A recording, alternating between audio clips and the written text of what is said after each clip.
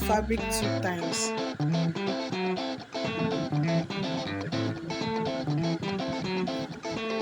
So after you folded it, you'll be placing your top length. So my top length is 28 and I marked it. Then after that, I opened the neck by 4 and also went down by 4.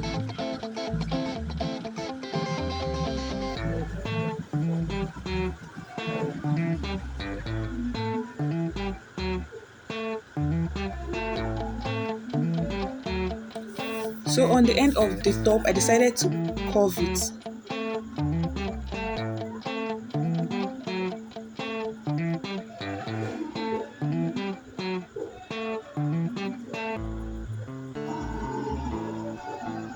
And I'll be piping the neck with a bias tape. And before you spread yours, use a pin to hold the shoulder of the top so you know where to start from.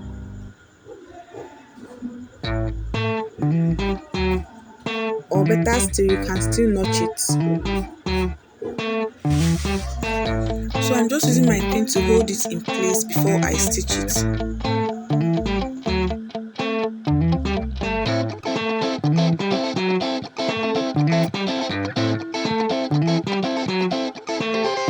This tutorial is a very simple one to do, so don't forget to like this video and subscribe to my channel.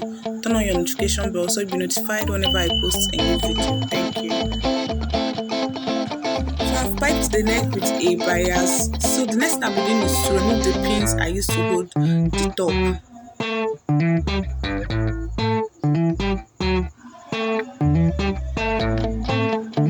So before you spread, make sure you know the middle of your fabric. If it's an Ankara fabric, you can go on to iron it so you have the middle lines there.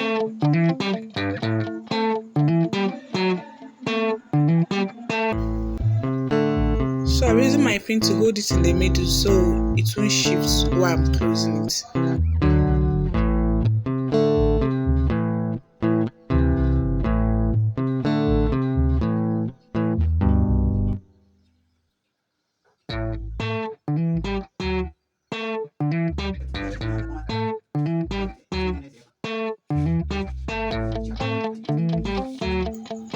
So for the closing, you'll be deciding on how loose or how tight you want it to be. So first you mark your bust point and then your half length. So mine will not be very tight. So I marked my bust measurements plus 2 inches and I also marked my waist measurement and I added 2 inches to it. Then just connect the lines this way and repeat the same thing on the other side of the fabric. So now I'll be stitching both sides of this top.